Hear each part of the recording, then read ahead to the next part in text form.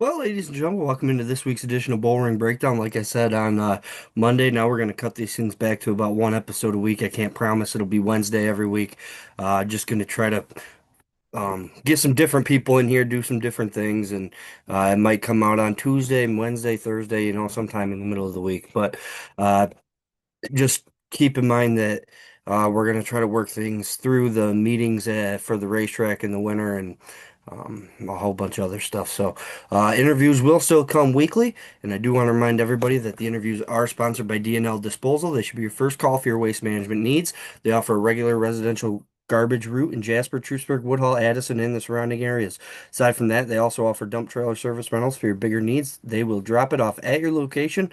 All you do is load it up and they'll come and take it away. Give them a call today at 607-382-7609 to get started with D&L Disposal, the premier residential waste management service in the Woodall area. I want to remind everybody before we get underway here to please like and subscribe on the YouTube page, Apple Podcasts, and Spotify. Woodhall Raceway on Facebook, Woodhall Raceway 64 on TikTok. And like I said, on Monday night, I'm not exactly sure what we have in store for the TikTok here now that the racing's over and we really don't have any new video to put out on there. But we'll see. I'll work with the guy that's doing that and we'll see what we can come up with. Um, and we'll just keep on moving forward. Probably going to be a long winter. By August, everybody's ready to get done with racing, and then by well, I know by January I'm itching to get back to the racetrack. So it's going to be a long winter. Bear with us. We'll do the best we can. But this week, my guest is going to be Collin Wyant. Collin Wyant, driver in the hometown excavation crate sportsman, his first season underneath the behind the wheel. Interested to see how that went for him and a little bit of photography talk too. So we're gonna get Colin Wyant in here and let's get this thing underway. All right. Colin, how we doing today? We're doing good. How are you? Oh, just kind of can't believe the season's already over, but um, I don't know. For you, it might seem like it dragged on forever. Yeah, I mean, there in the middle of the season, it definitely dragged on. Every week after what was it, 4th of July weekend, we would pack the track, and I came off right before we were about to go green, and the car was at 2:30, and I'm like, this isn't right. I don't know what's going on. I came off the track thinking, oh, his radiator's plugged with mud. Pulled everything off, there's nothing in there. So as much as I wanted to be mad at the track for making us pack and it caused my car to overheat, I couldn't put blame on them. I mean, that had nothing to do with it. So, we went through a stint there. It being my first season, and I expected to run into some issues, but man, for one to last almost a month, it kind of killed me because all I was looking for this year was seat time. So, Right, and I'm looking at it right now. Yeah, so July 12th, July 19th was D didn't start, and then yep. August 2nd was a DNF. But I believe, if I'm not mistaken, you pulled out for the feature and then went right in immediately. Yeah, I'm pretty sure the next week we just said screw it and came out, ran maybe a lap or two, and then pulled in because the car got hot again. It was just a trial and error thing at that point. Thought we Right. had it, and we didn't. So I guess how defeating is that? Because just your first season behind the wheel, you've been around racing a long time, but your first season behind the wheel, and then just to go through something like that, where, like you said, your whole goal really is only seat time. Yeah, I mean it was kind of defeating, but it was like motivating at the same point. Like there's points where it's like I don't even want to touch the car because I just don't. I'm not confident that it's going to fix anything. And there were plenty of times I had taken it to a couple people, and my dad really pushed me to take it over to uh, Levi Riley's grandfather. I forget his first name, but we had taken it over there. We thought we had some stuff figured out. Herbie Wright had came down to my house. Bill Brewer, Dayton Brewer. I mean, Jeff Doherty, Chris Doherty, anybody and everybody we could have asked just had their hands on deck and was willing to help, and that was awesome. Like that's racing to me. I mean, everybody is willing to help, no matter who you are. If you ask, they'll give you something. Hmm. Um, Lawson's even I there's so many people that helped me through that situation. I couldn't even name them all. So to see everybody willing to help me and put their heads together and figure out this conundrum of an issue that I was having, for lack of a better term. I mean, it was it really pushed me to keep going back to the track and figuring it out. And the hard part was is you'd start in the shop, running in the shop for an hour, it'd be fine. You go down on the track and boom, 230 in 3 laps. Like Right. that No, was that was the more defeating part, is like, we're here, I'm trying, but it's not working. right. And it's a little hard to get it, I would imagine, to get it up to the temperature it gets at the racetrack. Yeah, I mean, those cars, with our cars, you can throw a piece of cardboard in front of the radiator and it'll build temp really quick. Okay. But once it got to temp in the garage, it kind of stayed there. It never really rised. And you know, you we had changed water pump and fans, fan spacing, radiator, uh, power steering pump, changed a whole bunch of things, and nothing worked. And then finally I was about to put a ceramic seal in the motor because we were like, oh, maybe it's got a head gasket leak. A bunch of people had said, oh, you can ceramic seal it. We've had motors outlive physical cars because of that ceramic seal. They blew the motor and the ceramic seal never broke. So I was going to pull the radiator, put an old one in it, and put the ceramic seal in. And when I emptied the system out, I had found in a radiator hose the inside lining had started to pull off, which in my eyes was the sole reason this car was overheating. It was restricting the flow of the coolant, and therefore couldn't move fluid fast enough to cool the motor down. Right. And I imagine that just ticks you off a little bit more that it was something so Yeah, dumb. I it mean, does. In the end of the day, from the stand side of things or from even the media side of things, like, you don't see how much money went into fixing that car when it could have been $40. Like, right, that's the kicker. I'm mad that I spent all this money to fix it when it could have cost me this, but I'm more happy that it's fixed than I am mad about the money I spent. right. Then I want to touch on, I guess we'll just move forward. I have to imagine that do you plan on running Outlaw at Yeah, so the end of the the my last and final race of the year will be the Dutch Hogue for the 2 day Okay. show at Outlaw. Okay, well, I'm just looking here at Woodhull. I'd have to imagine after all the trials that you went through that finishing what was it, 12th, 13th in a field of 23 cars, that's got to be pretty good. Make you feel a Yeah, little I better. I was I was pretty happy with that. I mean, we had been for the past couple weeks struggling to finish a race, right? So, Mhm. Outlaw, we went for I can't remember what memorial it was, but as a field of 33 cars, The and McMillan one, I think. yeah, I think so. It was 2 grand to win. That's really all I know.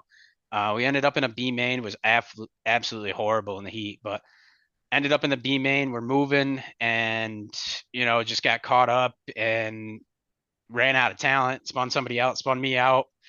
That's and then didn't make the show. So, and then to come to Woodhall the next week, not a huge field, but a good field. Made the show, and then battling for almost dead last, got ran over, ripped the brake line off 5 laps into the feature, don't finish again. So, and then we go to Outlaw and put it in the redraw and start on the outside pole.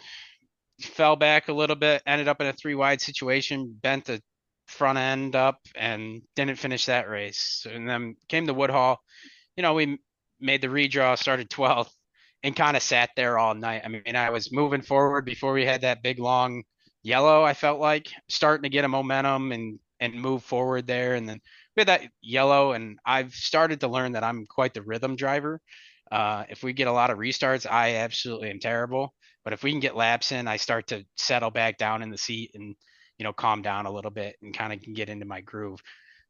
So yeah, finishing the race was huge. 13th, I don't get too excited about that, even it Well, being my first year, but like, I'm still okay with it. I mean, I was racing before that yellow. I was racing with Parsons, who had won earlier in the season and unfortunately got DQ'd, but won another nevertheless. But um, and that made me pretty happy to be able to. run side by side and almost pass him before the yellow came out. So Right. Well, and I would say too in the that feature, I don't think I remember you taking a ton of damage, so no, I that's didn't. always a plus. I don't think I hit anybody or anybody hit me. Actually, I take that back. I did get hit once. Not a big deal. Nothing happened. I I'm happy with that. So Yeah. Well, I give you a lot of credit because that one week I thought you got I think you started, would you start second maybe on the outside pole? And I yeah. I told you I thought you got hit by every car as you made your way backward. And you Yeah, said, I mean, "No, I don't think anybody hit me. I was just kind of nervous."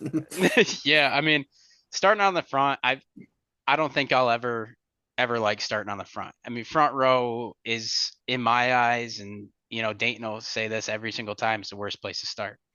You have no idea where to run. You have no idea where anybody behind you is. So, um, I'd much rather start third at Woodhall than first or second in any situation there is. I mean, you kind of gauge the pace. That's the hard part, right? Being my first year and starting on the front row is the thought that always goes through your head is, am I going fast enough or am I going too fast? Like, do I need to slow the car down or am I blowing through everything? That night, I found out real quick I wasn't going fast enough, but I don't think that night the track was kind of had a lot of character and Was that the week it was rough? oh yeah, Okay. yeah, it was very rough that week, and nothing on the track. Every track has a rough night. If we have more than one, then that's probably going to happen. It is what it is. Everybody has the same track, so Right. um, I never had a handle on my car that night.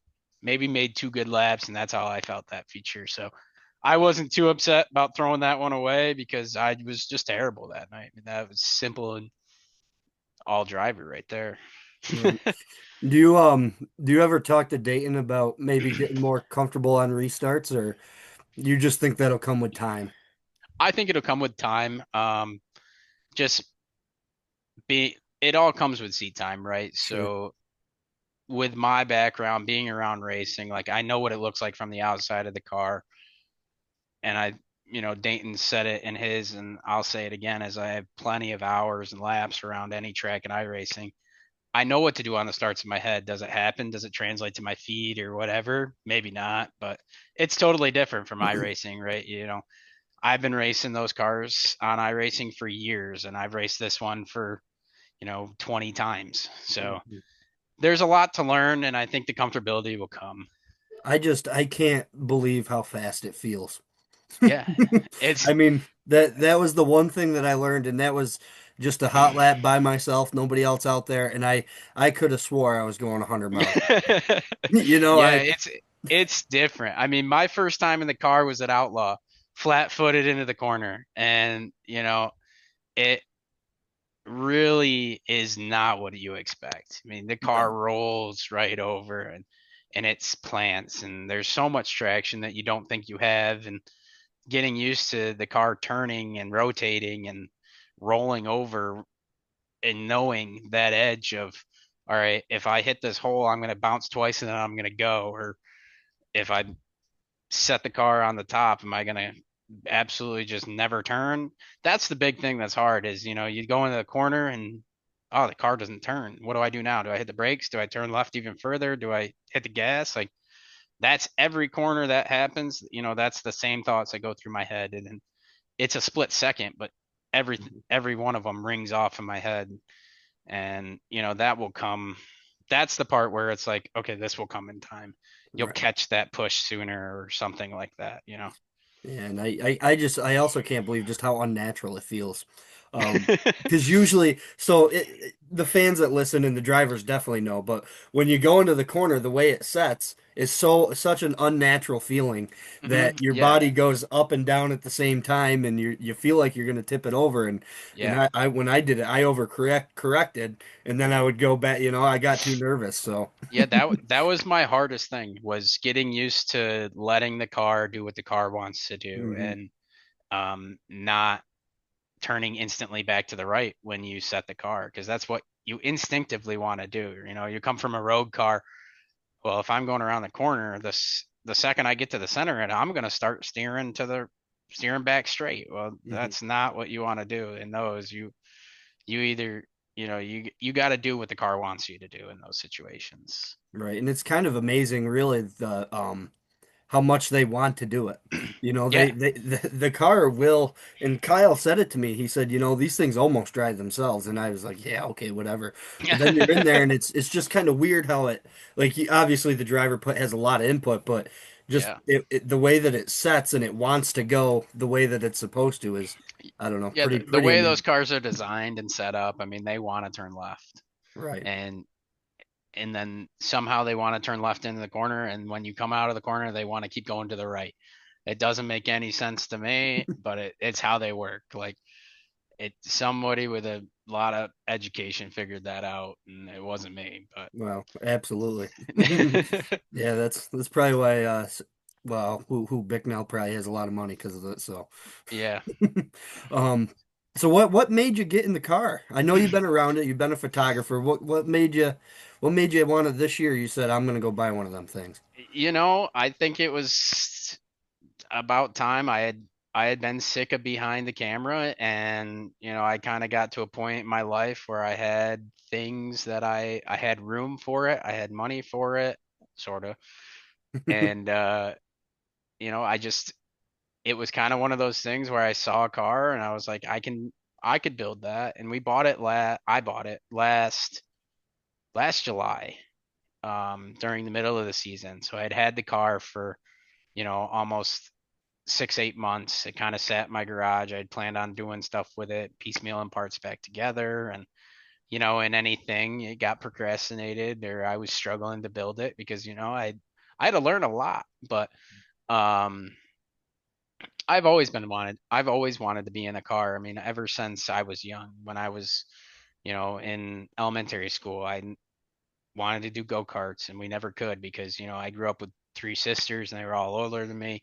We all played sports, two educators for parents. It's super busy. We don't have time for that.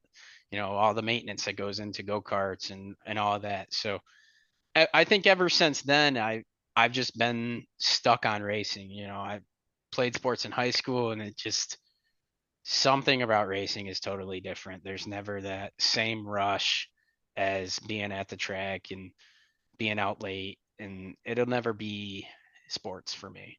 Right. Well, like you said too, I remember playing I don't know if you remember, but I remember playing against you in high school sports. And we did not like each other.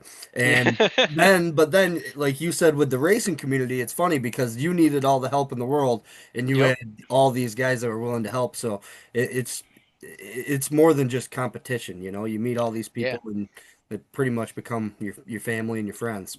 Right. And that's the big thing, I think, where being on the media side of it for so long is I had developed all these relationships with all these people who know what's going on. They're good racers. They're veterans at this point. I mean, Dayton alone, I mean, he'll never say it, but he's a veteran in the sport at this point. He's raced for 10 plus years.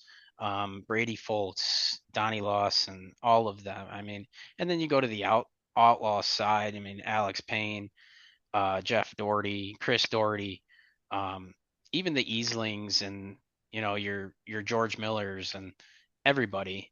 They all, if you needed help, I think I could turn to any single one of them and they would all help.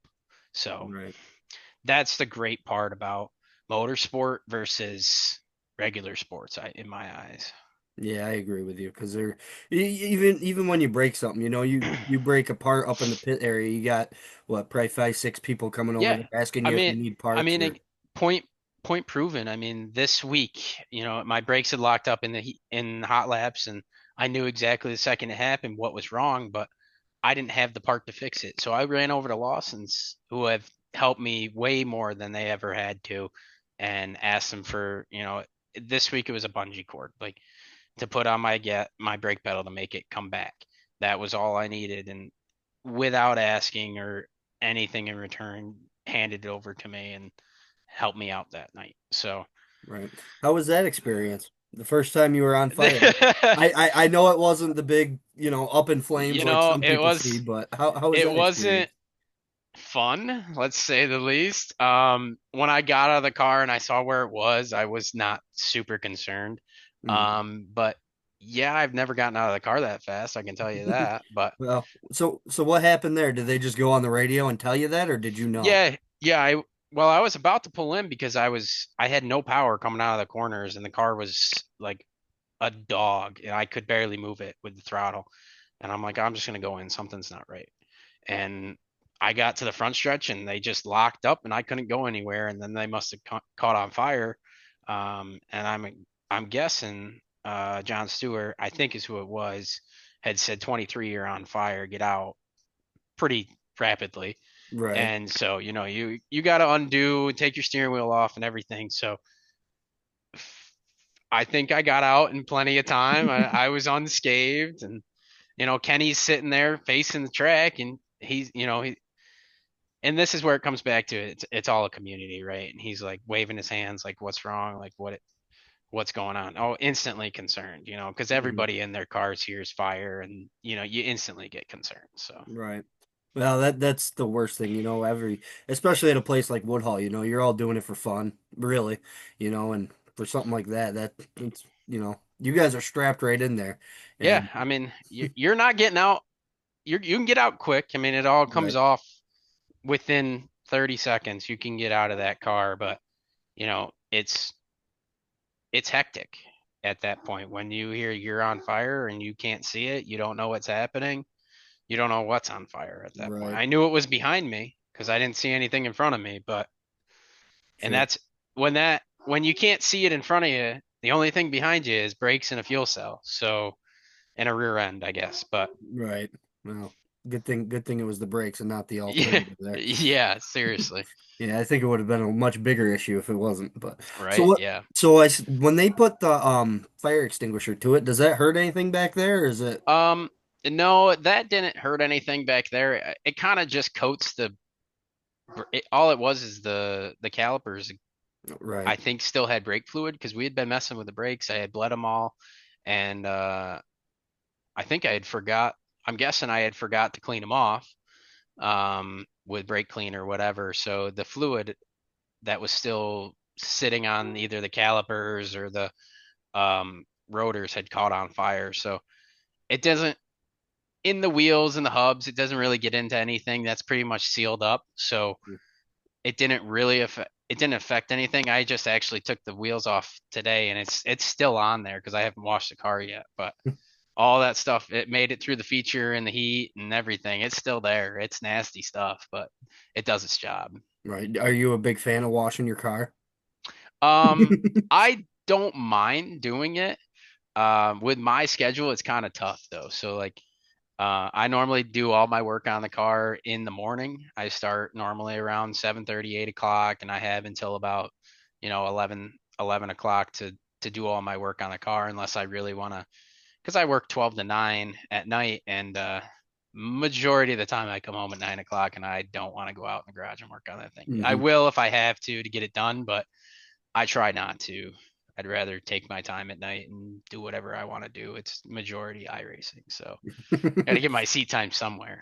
Right. Do you now is that kind of this was that a big jump in the work for you when you got to working on the car? Only because Um, the only reason I ask is because I know that you took a lot of pictures, and I don't know if you're as active taking photos, but I know that's a hard job too with the editing and just pretty time consuming. So, yeah, I would say definitely there's a big jump from my photo side to working on the car. I mean, I'm working on the car probably 4 or 5 days during the work week. Um, if it's for 2 hours or 5 hours during a specific day. Photos, on the other hand, I mean, if I took 1,200 photos on a Saturday night, it would take me maybe 2 hours one day to get through all of them. oh, So, really? yeah, it doesn't take me a long time to do photos. I've done it for 10 plus years, so I have a pretty good system. Um, and you just pick out the good ones. That's Right. really Well, and you know what you're looking for. right. And I would assume that after doing it for so long, you know what they need, whether it's brightness or this or that. Where Yeah, I look at them and I'm out to lunch. I don't know what anything is. So, majority of the time, I have my stuff for Woodhall. and I had my stuff for Outlaw, and it kind of translates to every photo that I take, right? So I just got halfway through Braylon Lawson's senior photos. And some of the presets that I have, I'm using on those, and they're working because that's my style. That's what I like, and the it all comes down to creating your style and your brand when it comes to social media, and that's how people know you. That's how people hire you because they like your style stuff. Majority of people that know the business aren't going out and hiring a photographer or videographer and saying, "Hey, I like this guy's stuff. Can you shoot it like him?" They're hiring that guy because they like his stuff, Right. or woman, whatever. Right. Do you still shoot a lot? Yeah, actually, this coming week I'm going to Dirt Week and I'll shoot all week. I'll be there Sunday to Sunday and probably take 5,000 photos throughout the week and video and stuff like that. So, um, if anybody's going to Dirt Week, you get your taste of CWP behind the lens. What what made you get started in that? Um, And how well, long have you been doing it? I've been doing it since 2014 probably. So Right after high ironic, school. yeah, pretty much during a little bit during and then right after high school. So Dayton's mom, Jolene, I'd always go to the races and I wouldn't go in the pits. I'd go sit in the stands and go sit up in the booth with Jolene and all night. And she always had a camera there, and um, she'll appreciate this, and I think so will Bill. Is I used to steal her camera and take pictures of people's butt cracks in the stands, and she'd always go through them, and that's what she got for the night. And at some point, it transitioned from butt cracks because I wasn't a kid anymore to cars on the track, and I started with her camera, and then I got my own. I think I started with a T5 Rebel. It's like a $300 camera. It was used. I had a cheap lens. I shot from the stands. I mean, right outside. I stood right below where the booths are, and shot into turn 1 and 2 at Woodhall for probably 2 years. Bought my own pit passes. Shot from the pits, and then um, Robert Simons and Bobby Chalmers had welcomed me into Race Pro Weekly, and that gave me credential access to Woodhall where I could go into the infield. And then I started from there. I kind of taken a step back, went to school, went to Oswego. Bobby said, "Hey, why don't you come to Dirt Week since you're already here?" So that was my first taste at Dirt Week in 2019. Shot shot practice, the Salute to the Troops 150, and um, as crazy as it sounds with how much I'm involved in racing, is I skipped out on the 200 on Sunday that year, and it kills me that I did that. Like looking back at it now, I won't miss anything for Dirt Week. I've missed weddings and stuff like family weddings. I'm like, oh, sorry, it's on Dirt Week, I can't go. So, um, and kind of really the rest is history. There, I never put the camera down ever since. So. Was there a big learning curve when you moved from shooting butt cracks to race cars? Yeah, probably. I mean, those butt cracks didn't really move. The race cars kept moving, so it was hmm kind of harder to follow them. But Man, I tried it. It's so hard. That's one thing in motorsports that I think is very, very overlooked. yeah, To I make think a to have a good picture is really hard. And I tried and they're blurry. You know, and it's really hard. And I think that's one thing where you're in the grandstands, you're like, well, I mean, I could do that. You know, you're just taking a picture. Everybody's got a phone, they could all take a yeah, picture, but I remember when I was working at Outlaw last year, I would pick your brain for about 30 to 40 minutes trying to yeah. figure out what the heck I can That's do better to and that's it's that's what it's all about. I mean, it's all learning. You never stop learning. I don't stop learning now. I mean, I will tell you, every year I go to Dirt Week, Brent Smith, he is an amazing photographer. He takes some of the coolest photos, and every year, that's about the only race I ever see him. And I will pick his brain about how he's shooting, what he's shooting, and where, because I don't get to interact with him every time I'm at the track, and that's a brain that I really like the images that come out of, and I want to implement his style and uh his flair, I guess, into my stuff. And the part that I didn't see from the racer's point of view is really what I gave them from being at the track so often with all the photos I took. Is it kills me now to not have what they had when I was there. You know, not to toot my own horn, but like I take a lot of photos and I post a lot of photos. There's not many photographers out there that will do that. So when I go race Outlaw or Woodhall or, you go to any track, they're all like this is you might get a photo of your car. For some of these guys, they never do. Mm, That's tough. You're trying to push sponsorship and all these, and you don't have any photos of your cars. You're trying to do your social media, and we're mid-season. I've recycled the same photo 7 times.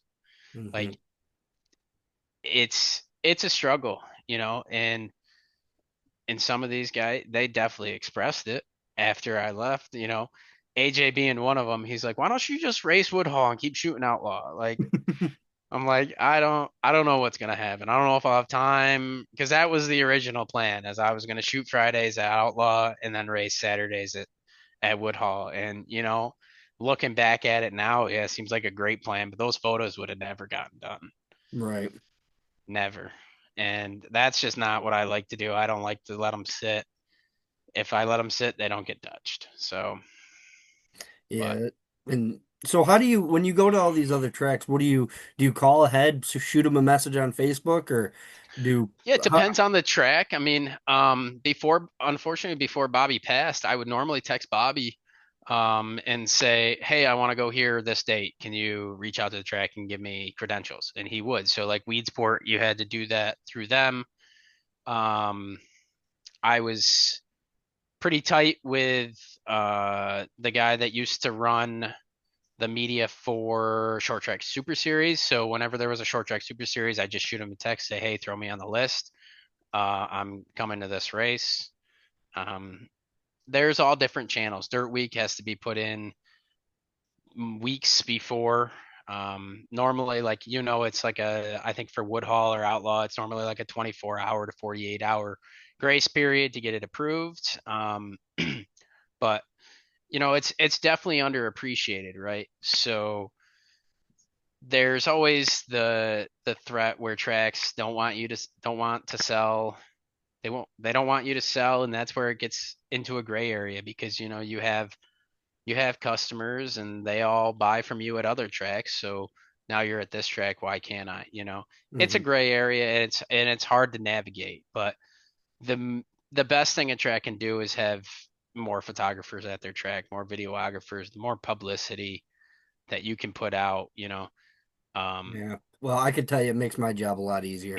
Yeah, definitely. And if you can get 5 to 10 photos from each of those photographers a night, it's a different angle. It's a different thing to look at.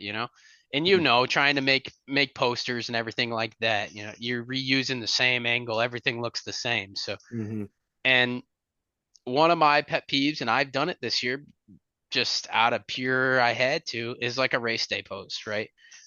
Woodhall race day post, I'm using an outlaw photo because that's what I got or that's what I liked.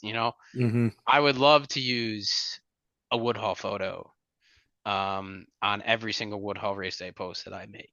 Same with Right. any other track. If you're going to a brand new track, yeah, it's probably not going to happen. You don't have a Sure. picture from that track. But like I've been racing at both tracks all year and I do have photos from both. So, it works out, but Right. not Yeah. everybody does. Yeah. Navigating photographers is tricky business too. Yeah.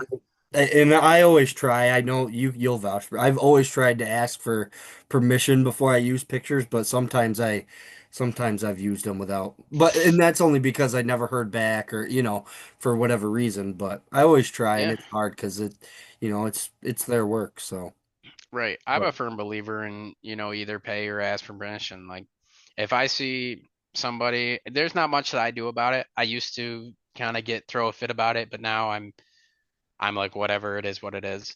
Um but if I see like a series or a track that I know never raced at that track, and then I see my photo on their poster, well, that's weird.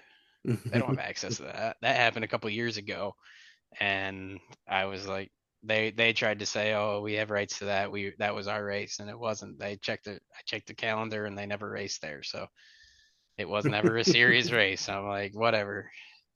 Happy New Right, Year's, because that was a New Year's Day argument.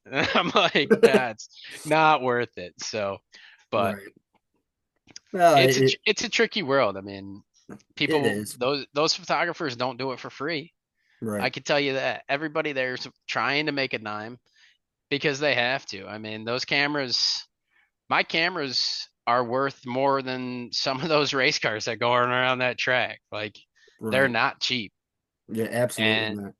and you know, people will pay for photos if you put them, if they're good enough quality, or even I bought photos this year that, I probably, if I took them, they would have gone in the trash, but they're what I got, and that's what I'm gonna buy. So Right. Well, and the other thing too is I've never been told no by a photographer. yeah, Um, most of the time. usually I can tell you exactly how it goes. 90. So if I go and I want to use just your picture or Joe Kaminsky or whoever, and I want to use their picture, 9 times out of 10, and actually 10 times out of 10 in my experience, I sent them a message that said, "Hey, do you mind if I use your picture on the Woodhall Facebook?" And they say what picture, and I'll Yep. send it to them, and they said, "No, absolutely not. Thanks for asking." At least that's my experience. Yeah, I don't know. It's tricky. It all depends on the photographer, right? So it's to their discretion, I guess. Unless it was taken at the track, then the track, Right. it all depends on what the media agreement says, right? Hmm. So if your media agreement says any photo that you take here, this is how Weed Sport is, right? Weed Sport is any photo that's taken at the track, they have the right to. They Okay. have the right to use it. Um, do they own the rights to the photo? No, but they own the rights to use it. Right. So that would Um, be if you put it up on Facebook, they could take that and do whatever they. yeah, pretty much. I think I don't quote me on that, but it's pretty close to that, right? So any photo, there's weird rules. Like, There is. And theirs is very unique, and but it's Weed Sport. Weed Sport is right. a top-notch facility, Absolutely. and they run things like it's NASCAR. So, and Well, that's in a good way. Like, absolutely. Well, that's another thing that people don't see is, they don't um not a lot of people know the inner workings of that kind of stuff. And right. you try not to step on people's toes. Um I don't like doing it. I think I used one of Greg Messler's posts before. I reached Yeah, I out think and I with the didn't. Billy thing, right? Yep, and I reached out and I didn't hear anything, so I just said, "Well, I'm just going to We'll use see. it and hope for the best." And he never said Yeah, I think anything. that But was originally made for, Billy or Woodhall. So that's well, right, that's one thing or the other. And then when it comes to, where that, I'm pretty positive it's what I'm thinking of. That was made, 5 years ago at this point. yeah, right, He's done and gone. Messler hasn't shot for 4 years. Good luck getting an answer from him, right? right. So Well, we threw it up and hope for the best, and he hasn't called and yelled at me yet. So he's all usually, right to deal with, but yeah, I got to usually. know him pretty well from Outlaw. Yeah, usually I get away with stuff pretty well. Like you said, that when you go to races all your life and you meet all these people beforehand, and then Yep. I don't know. Sometimes it's a little easier to work with friends than it is with people that you don't know. Right, absolutely, and that's a big thing is meeting all your media people, and I don't know who runs the actual media approval anymore at this point at Woodhall, but you could probably tell me, but I can't. I don't know. I can tell you who runs the Facebook and who puts yeah. all the posts up on that and who does that stuff. I can tell you exactly who does that. But short of that, I don't. But I never really wanted to know too much. The more you know, the more trouble you can get in, right? Well, that and I don't know. I'm not always gonna agree with everybody. And that's the Absolutely. same way with everybody. So I never really wanted to be in a position. I love my job, and I never really wanted to be in a position to have to pick sides with anybody. I Right. wanted, I wanted to run the Facebook for the drivers, namely. I can tell you that since I've taken over, there's a lot more pictures of race cars on it, and I That's think that's good that's for everybody. that's normally helpful. I mean, it pushes interest into your track. If we just you post, if you post a drone shot of the track 17 times all season and I've never seen a car on the track. Do they race there? I don't even know. It might be a cornfield with a dirt circle in the middle, I will, but I will tell you though, those drone shots are pretty sweet. they are definitely cool. Did I you mean, see the one that Robbie Simons took a Canandaigua last week? That was a that's what very I good was shot. just gonna talk about. That's the perfect setting. Sunset, lights are on, everything. That's dirt racing right there in the Hmm. fall. You have these beautiful sunsets blinding your drivers going down the backstretch, but beautiful nonetheless. And um, to be able to capture a moment like that, that's more than taking a photo. That's telling a story. And I think going back to, now everybody can take a picture, but nobody can tell a story. Not everybody can tell a story. And that's one of the biggest things that I keep in mind when I'm behind the camera is, okay, can I capture what's happening at this moment?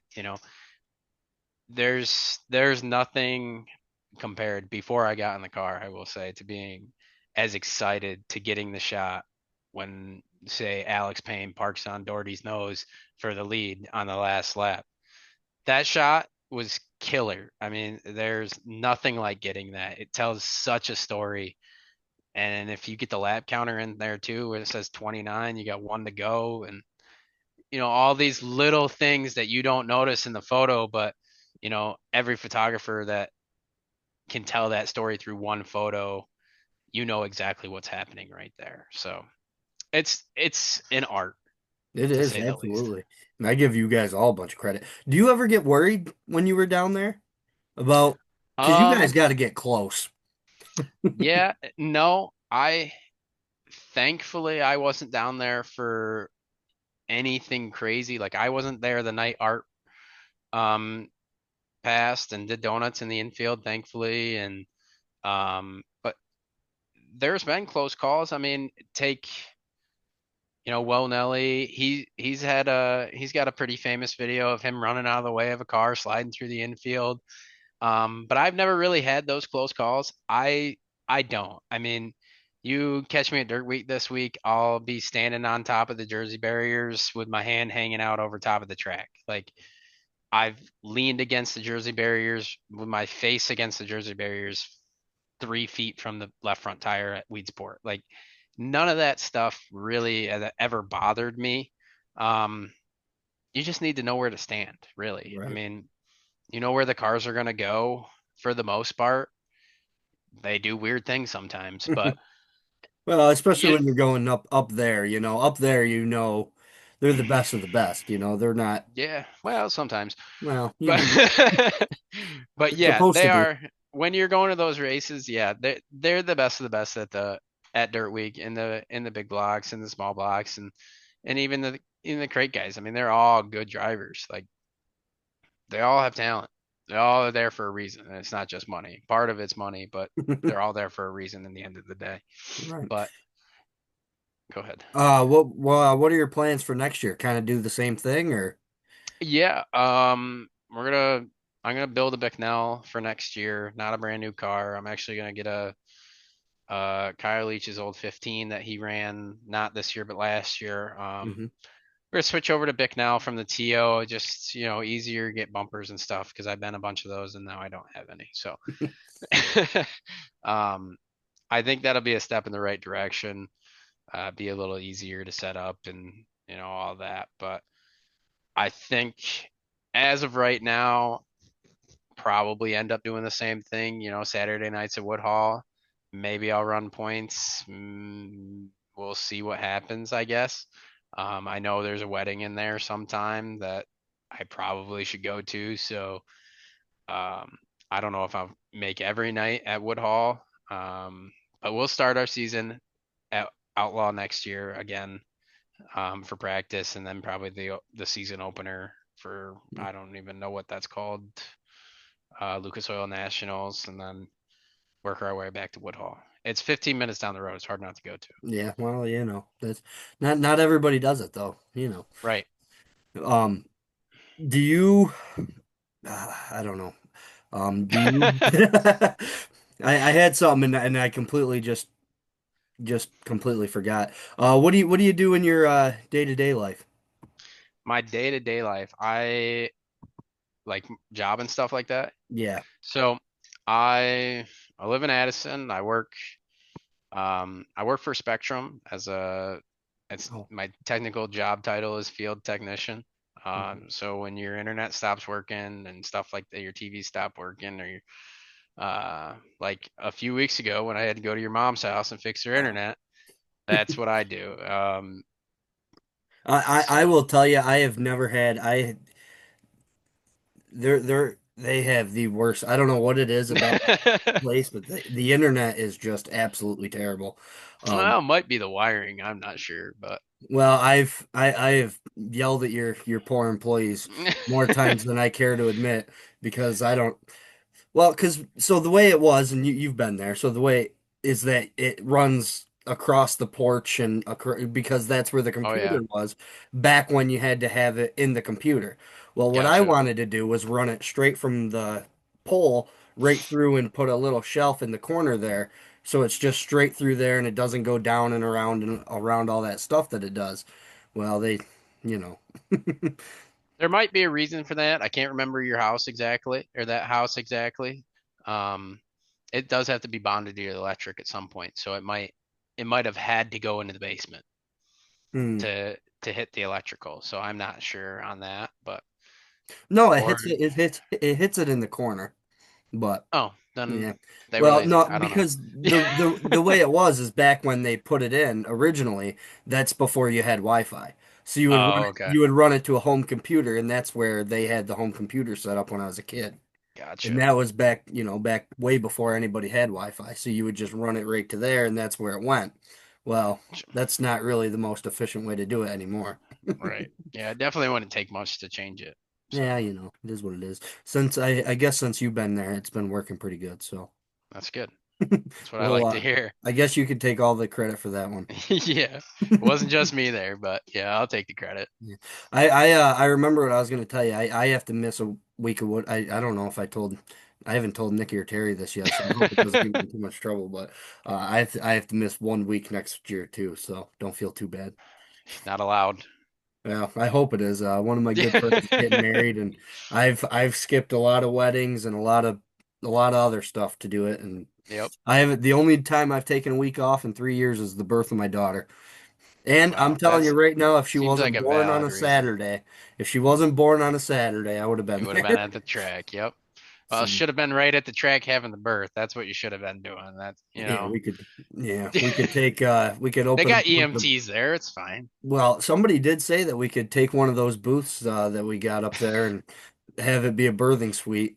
Oh boy, You we have imagine a that? you'd have a line out the door for that. Yeah, I don't know about that, but Hey, people have gotten married, engaged, all of the above, just not birthed there. So you never know. Might be an untapped market.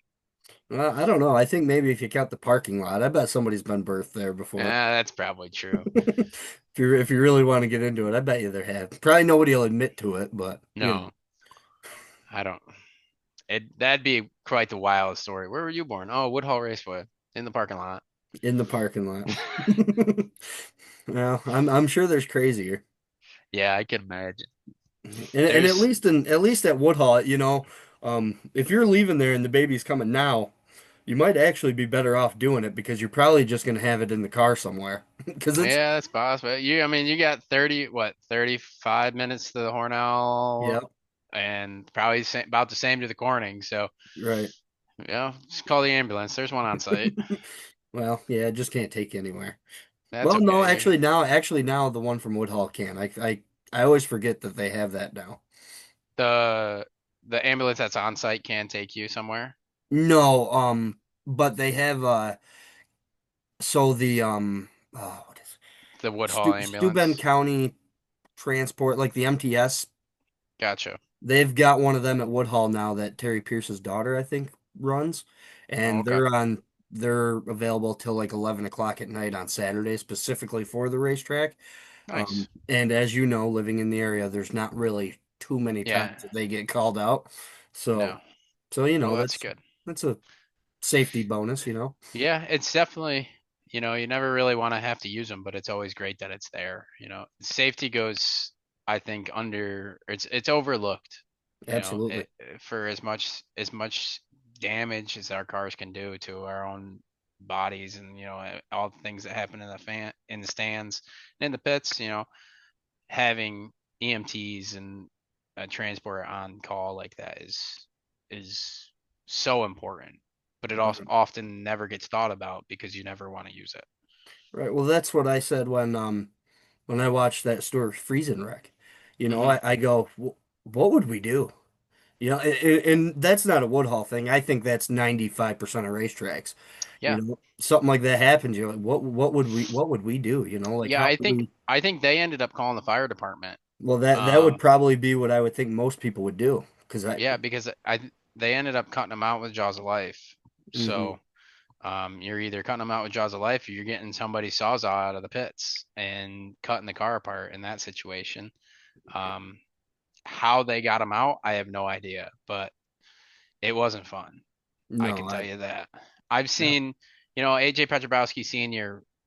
destroyed a car at Outlaw, and they cut the roof out of that, and um, that car was destroyed, and it was nothing. I mean, nothing compared to what Friesen's wreck was.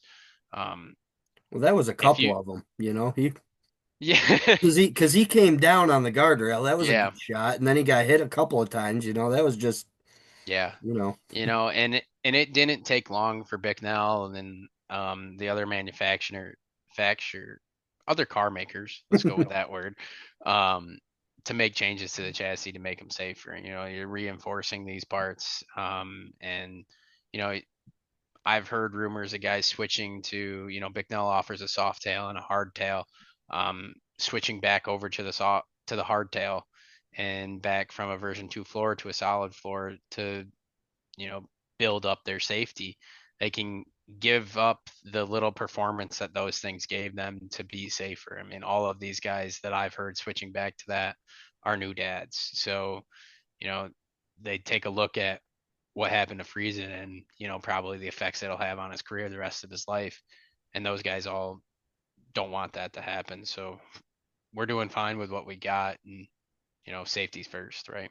Right, and I'll even say the safety, just the fact that I mean, I know, I guess he couldn't walk away because he had a broken hip or leg, but the fact that, in the grand scheme of things, Walked away he, from that. Yeah. yeah, he could, he was still coherent, Yeah.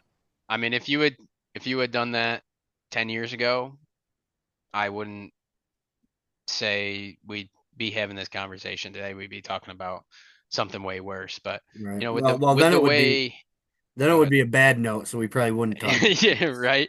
Yeah, I mean, with the way that safeties come with your Hans devices and your Simpson hybrids and everything like that, um, to the strength of the cages and, all these chassis builders make great cars no matter what it is. TO, DKM, Higfab, Troyer, Bicknell, they're all safe cars. Um, and that's really what's important at the end of the day is if I wreck this thing into the wall, am I going to be able to walk away from it? it. Right. And 90% of the time, these guys do, Yeah, which is really I mean, impressive. really, he's what, one of the only ones that I even remember that's been Um, Yeah, I mean, had to take time out of the car. I know it happens in sprint cars a lot, but just strictly speaking of modifieds, I don't remember much where somebody's had to take a lot of time off.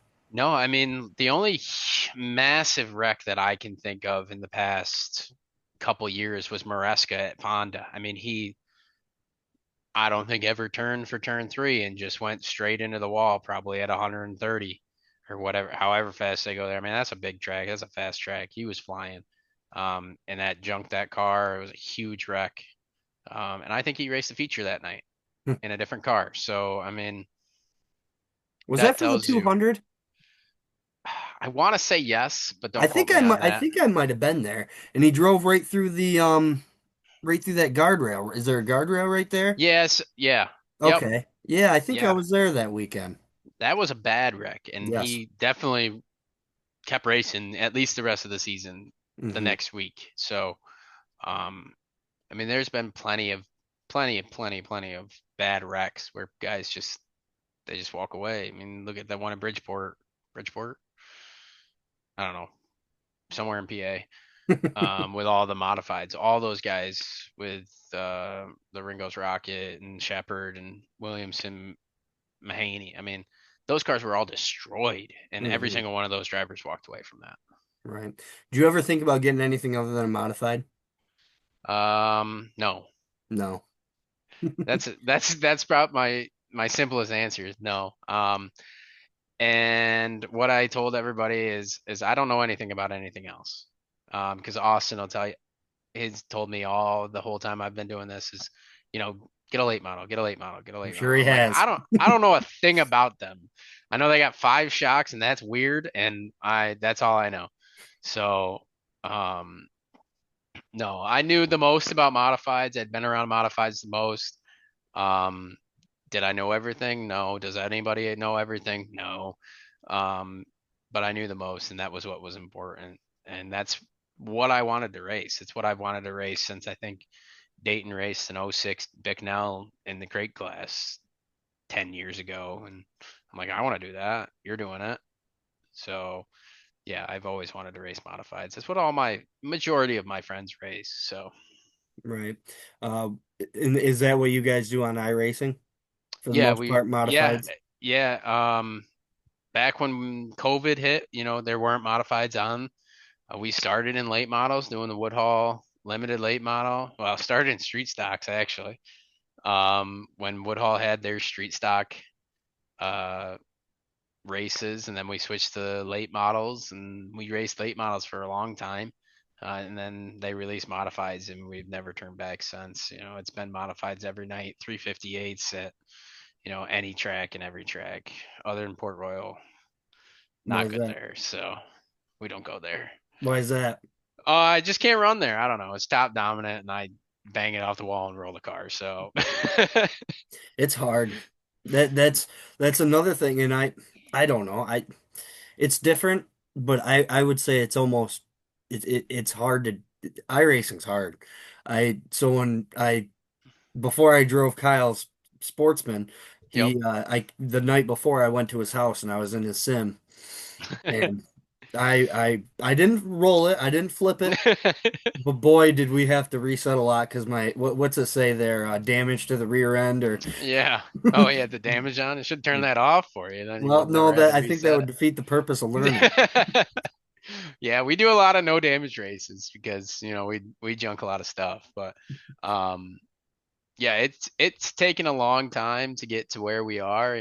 We have super competitive races. I mean, I it's great. You get to race with people who you race with or don't race with in real life. Like, um, the past couple of weeks, Chris Darling, Colton Coots, Blake Parsons, we've all been racing. And, just the other night, me and Colton had a 30 lap slider battle. I mean, that's experience in my eyes that you don't get in the real car. Um, that sorta I will put a big sorta can translate back to real life. I Do you think the biggest thing is go ahead. Do you think that helps like the younger guys? Because I know Russell Morseman, he does it a lot. AJ, he does it a lot. Like you say, Chris Darling, he just won a big race at Outlaw. And how old's he? I mean, he didn't Yeah, look much older than 12 in Victory Lane, but Darling's definitely young, but if you look at his resume, I mean, he's been racing since he was like 5. So, in real life, and um, my biggest thing for my racing is it gives you experiences that you would experience on the track, but you can do them over and over again.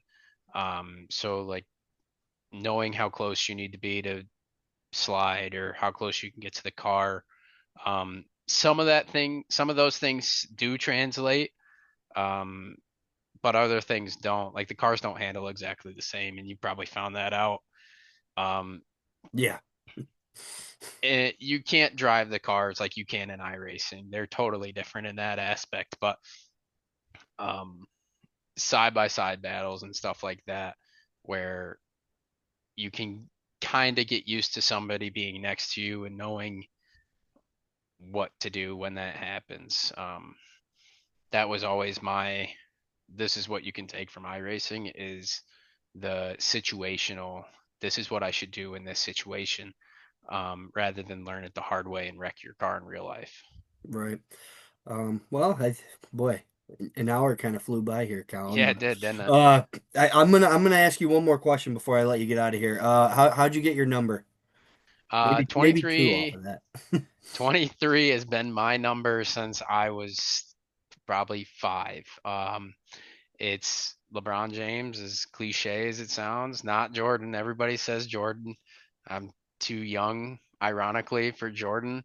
It was always LeBron, and that was my number all through high school. Every sport I played was 23. Um, I've just stuck with it for the rest of my life. And how'd you come up with the idea for the wrap, the purple wrap? Um, Because it is a very sharp looking race car. yeah. Well, I designed it myself, but I think Chili Bowl time, I'm pretty positive it was Logan Seavey. He had his midget was purple. It was Victory Fuel, if I'm not mistaken. But either way, the sponsor was like a grape flavor, so the whole car was purple. I designed it all, and then took it to Wicked Tees, and they put their finishing touches on it. I told Greg Molt, who does most of their design work, I said, "This is the color I want. Can you finish what I started and put it on the car?" And he did an awesome job with what I gave him. And everybody over there at Wicked Tees is just killer. I mean, I couldn't ask for better friends and better people to work with over there. Absolutely. Sponsor at the Woodhall Raceway too. Yeah, big time. Do you are you gonna stick with that color? Because I'm I guessing you got to get a new wrap.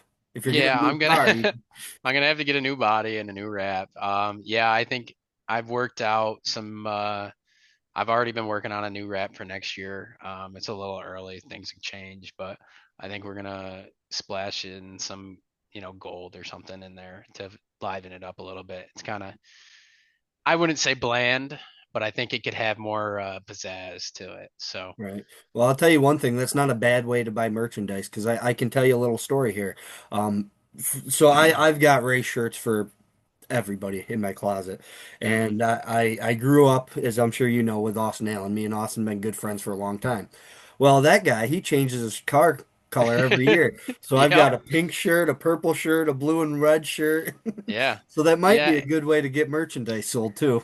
It would be a good idea. I think we'll probably be push some merchandise next year. I didn't want to do it this year. We got super busy with trying to figure out the overheating issue in the middle of the season that we kind of I kind of got behind on it. And one of my sponsors and my stepmom was like, "Are you gonna do shirts? You're gonna do shirts?" My sisters and all my family was like, "Are you gonna do shirts?" I'm like, "You guys pay for them, I'll do them." But um, I just didn't have the time and really the desire to do it for my first year. I think it's a little cliche to do merchandise your first year. I don't, but could I move product? Probably. Not to be cocky, but I know a lot of people, and a lot of people probably would have bought them. So maybe Well, I should have done them.